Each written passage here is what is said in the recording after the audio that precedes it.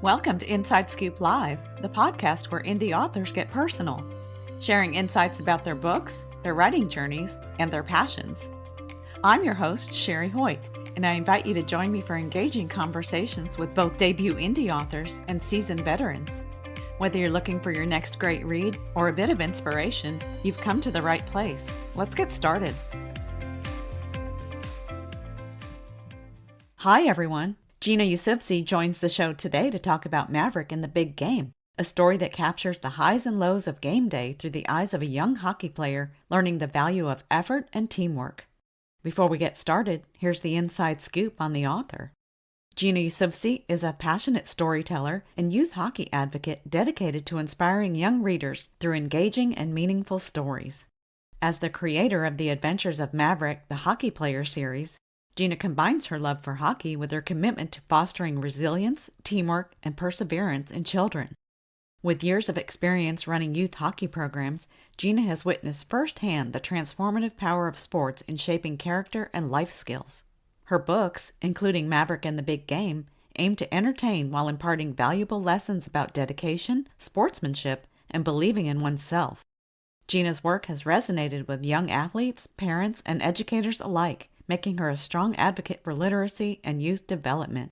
When she's not writing, she's actively involved in the hockey community, helping young players reach their full potential on and off the ice. Learn more about Gina Usufzy and connect with her at maverickshockeyadventures.com. Well, hi, Gina. Welcome to Inside Scoop Live. Hi, thank you so much for having me. Good morning. Good morning. Yes, I'm looking forward to talking with you about your book. It's adorable. Why don't you get us started? Tell us about Maverick and the Big Game. What is the story about, and what was your inspiration for writing it? So, all my stories, all my books that I write about are based off of real events of the real Maverick. So, I started writing these series based off of my son. I'm a huge advocate, especially in my community. The real Maverick's been playing hockey since he was 4, and I run a youth hockey organization here along with a foundation that supports families. And I thought, what would be another great way to be able to reach kids, like not just the love of the game, but just being a support system. And Yeah. I've always been in love with like education. I always tell people, like, if I got out of the hockey world, I would want to be a teacher. And I always wanted to be a writer too. I always wanted to write books. So I kind of just blended all those worlds together. So every book I write is based on a real event that has happened with Maverick. So Maverick in the Big Game is actually based on a real championship game that Maverick has been in. And I just kind of change it up a little bit. But yes, all the books are based off of him. And Maverick in the Big Game, I can't even tell you how many times like his team has gone to the championship, and it's quite interesting just to go through those feels with him, especially on the parent side. But yes, so Maverick in the Game is based off of a real championship game that Maverick was in. Yeah, I love that. I love that. Now, how does Maverick feel about you writing books about him? Oh, he loves it. He does. I probably made his ego huge, but yeah, he loves it. Yeah, that's awesome. I talk about representation in literature. There you go, firsthand. So tell us a little bit about Maverick, the character. In your view, what makes him such a memorable young athlete? So, Maverick, the character in the book, is based off of the real Maverick's like personality, his characteristics, who he is kind of as an individual. Maverick is very driven, he's empathetic, and he's full of energy. Obviously winning games are important, but it's the teachable moments that really matter on the ice that I really think are driven like for Maverick. He tries to figure out who he is when he's on the ice. And what makes him memorable is how he is with his teammates on the ice. And I don't know, I always feel like I'm like, oh, you're just saying that because, you're his mom. But I would say Maverick is most of the time is a team player on the ice. So I really tried to translate that in the book series. There's lots of times where Maverick and another team where Maverick's bringing up the puck and, another teammate is coming up with him, and Maverick has a perfect opportunity to take a shot on the net. But instead of doing that, he'll pass it to his teammate for his teammate to be able to, get the goal potentially. So I would Hmm. say Maverick is very selfless, like on the ice. So I Yeah, think that makes okay. him memorable, is how much of a team player he is. Right. And his personality too, for sure. That kind of shines through in the illustrations, which we'll talk about later. Yes. Yes. um, so you mentioned, you have many books about Maverick, your son, and why did you choose hockey as the setting for this story? So actually, all my books are about hockey. There is not one book that does not have hockey in it. Oh, Um, okay. yeah, so hockey is a huge part of my life and my family's life. To us, it's not just a sport, it's a sense of identity. It's something I'm extremely passionate about. My oldest played hockey, and then I started a foundation like 10 years ago to be able to support the growth of hockey in the community. And then I had the opportunity to become a youth hockey director, which I ran every program in the ice rink from learn to skate to adult league. Oh, wow. So Maverick essentially grew up in an ice rink from the moment he could walk. I have pictures of him at 18 months where he's carrying around a plastic hockey stick, going around the rink, hitting, a ball. So for us, like hockey is very much in our blood. It's just who we are. And I can't see a world where hockey isn't in it. Yeah, I love that. I mean, you have kind of your own niche in children's books. So it can be all about the different children's issues, but you're just relating it to hockey. Yes. I love Yes. that. It's unique. Yeah. Yes. Yeah, just like the first book I wrote. So all my books are called The Adventures of Maverick the Hockey Player, and the series is really based off of Maverick and his adventures at the rink. So the Hmm. first book is, Maverick learns to tie his skates, which if you were to walk into any hockey rink between an 8U and maybe even 12U, you still would find parents tying skates. Kids could essentially put on all of their hockey gear, but they need help tying their skates. Yeah. And that was one of his obstacles. We've actually gotten past that this last year. So that's been extremely exciting. But, just the challenges of those things when it comes to getting the gear right. Yeah. I can imagine after piling on all that equipment, it would be hard to to lace up your shoes. Well, tying skates, and this is what I tell kids when I go and I do like reading week. I always like make it relatable. Like, how many of you guys, still need help tying, your shoes, right? To make it relatable to them. But then I always tell them, like, tying skates is way different than tying your shoes because, tying your shoes, you don't really need to have it super tight. But hockey skate or just skates in general, whether they're figure skates or hockey skates, they have to be tied tight because you need that ankle support. Mm. Yeah. So Yeah. So, does Maverick have any pregame habits or rituals that kind of help get him in the zone? So this one I answered based off the real Maverick because I haven't really brought this to life in the book. But normally prior to a game, like the team always gets to the rink about an hour before. They do dry land for 30 minutes, and then they spend the last 30 minutes for the game getting dressed. And it's everything from just playing music in the locker room to getting them pumped up and getting their energy levels higher. I wouldn't say there's anything in particular Maverick does, but I think being with his teammates, bringing that energy up, listening to music, and kind of just, collectively coming together as a team and figuring out, what they're going to do on the ice probably amps him up. I mean, I don't know. Maverick is he's my social butterfly. So he's ready for anything. Yeah, that's good. So the book is about his struggles on the ice but he also has some struggles off of the ice. How did those challenges kind of shape his overall journey? So his off ice struggles show kids that life doesn't pause when you're playing a sport. Maverick's ability to work through things like friendship conflicts and self doubt make his victories feel more real. Yeah. And you mentioned his relationship with his teammates being a team player. How does that relationship that he has with his teammates influence the choices he makes? So, to answer your question, Maverick learns quickly that every decision on the ice affects his whole team. His relationships help him understand accountability, trust, and the power of having people in your corner. Communication is also an important factor when they're on the ice. If you're not communicating together, the line falls apart. Mm, mm-hmm. So I would say most of the time, when their line comes out, Maverick will, you'll see him kind of talk to the center and, they kind of get a game plan going before the puck drop. And those are important things. And that's a part of the attributes of showing what leadership is on the ice. Right, right. Absolutely. Yeah. What kind of pressure comes with competition and how does Maverick learn to value this?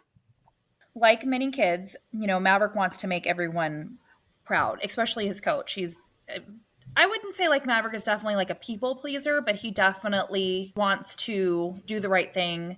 But that pressure can be overwhelming.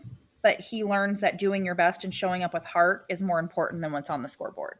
So a Mm, lot of times, like, if we lose, it's not so much about the losing, it's, hey, did you at least show up? Right? That's all we ask for. Like, show up and play your best and don't give up.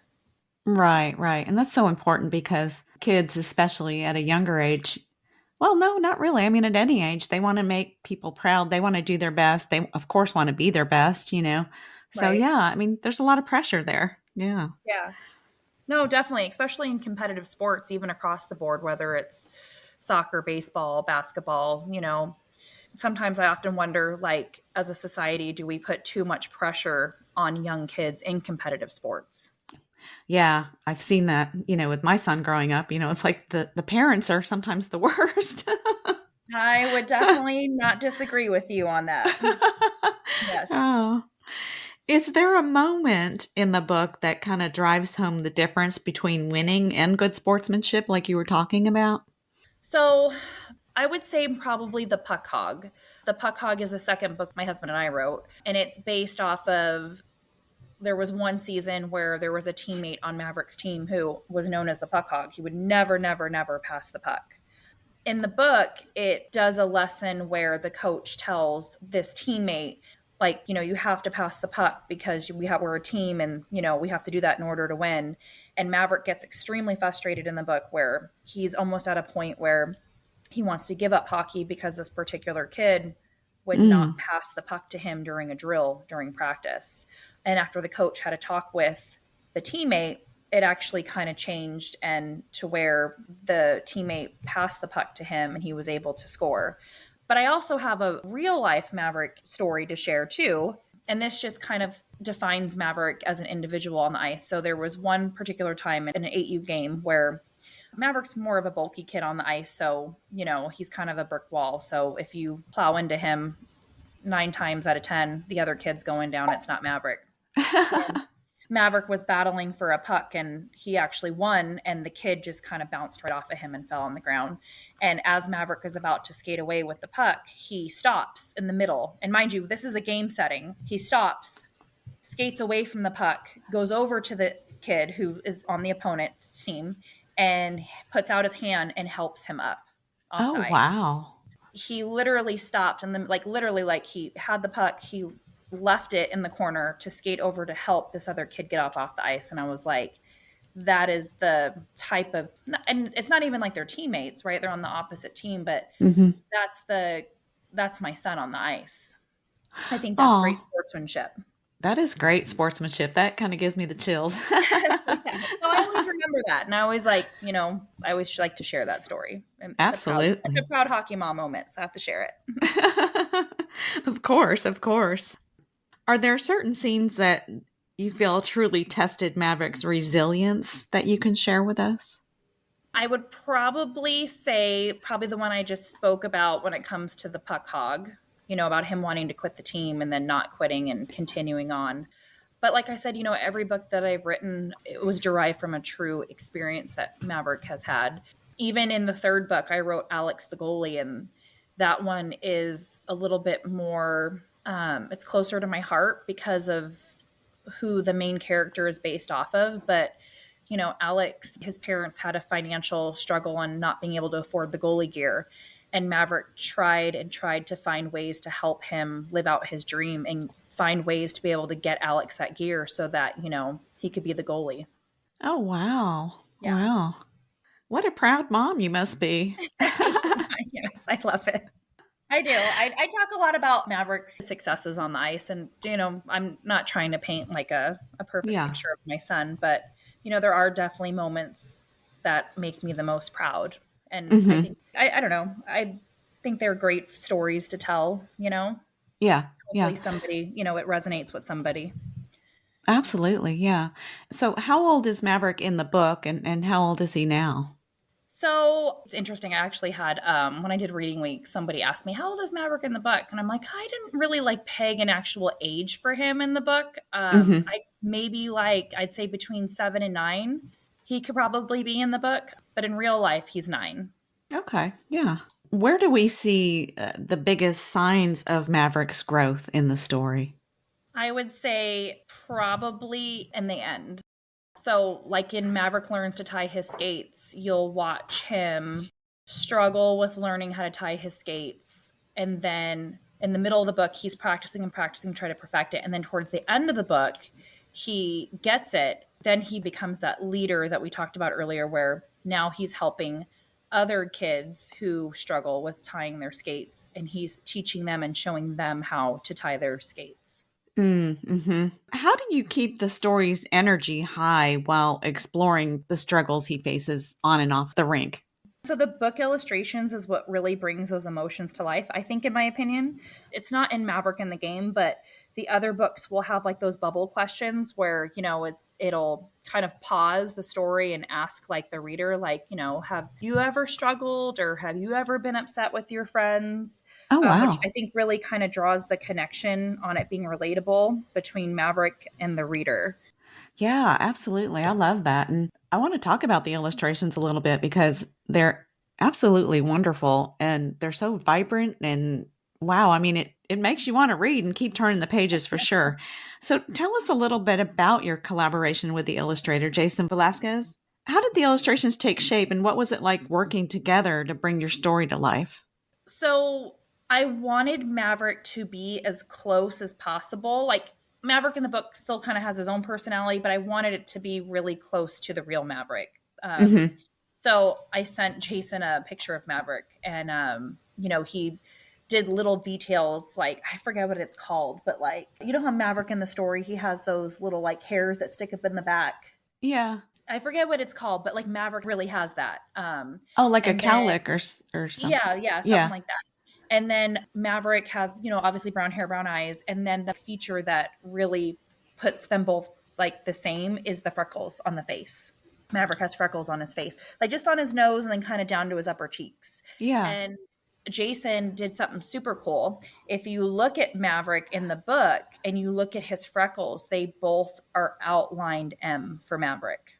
Oh, I didn't notice that. Now I have to go back and look. Yeah. My goal with Maverick is to kind of make him a brand.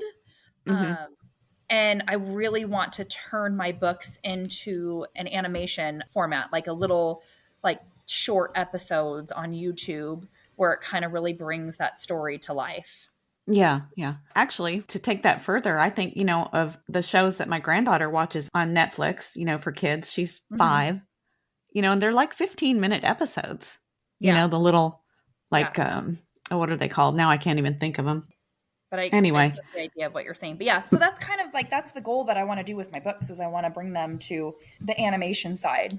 I could easily see just from reading the one book that I did that as an animated series for sure. Yeah. Yeah. What's important to keep in mind when you're writing for younger readers? I always try to focus on the relatability part and then an important life lesson moment. So kids are incredibly smart. So I always try to bring Maverick struggles to young readers and ask them if they feel the same way. Sometimes even if it's not necessarily related to the sport of hockey, I want them to feel seen, heard, and inspired just by Maverick's story. And, because I'm going to go back to Maverick Learns to Tie His Skates, there's a ton of bubble questions in there.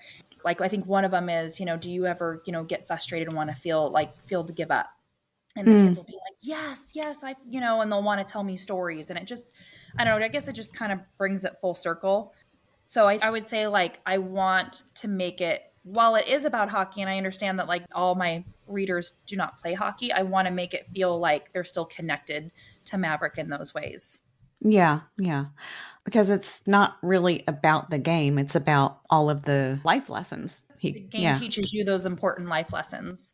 right. Um, I'll give you like another example. So my older hockey teams in my organization, I have a particular coach that makes them get dressed up, like, a nice dress shirt, pants, slacks, and a Mm, jacket, before they arrive to a game. And the purpose of that is, they're showing up and, it's important how you show up in the world.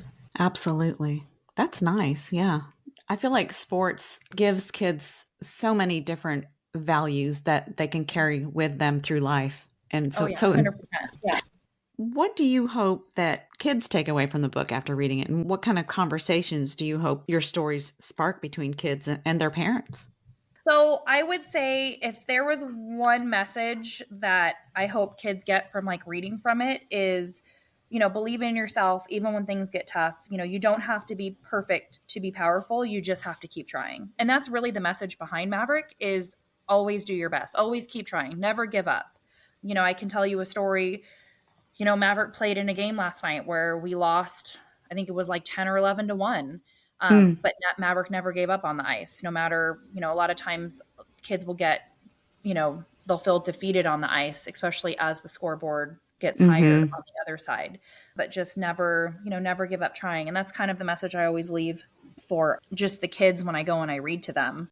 So I hope it opens the door for deeper talks about emotions, sportsmanships, and resilience. It's a great way to like open the door for how kids handle pressure and then how they grow through those challenges. Yeah, for sure. So, have you heard from young readers? You say you go and do readings. What has the response been to your books so far? So I've had like a great response to my books. They just think it's like more of the teachers like they think it's a cute idea between like how I bring Maverick's little adventures to life and teachable lessons.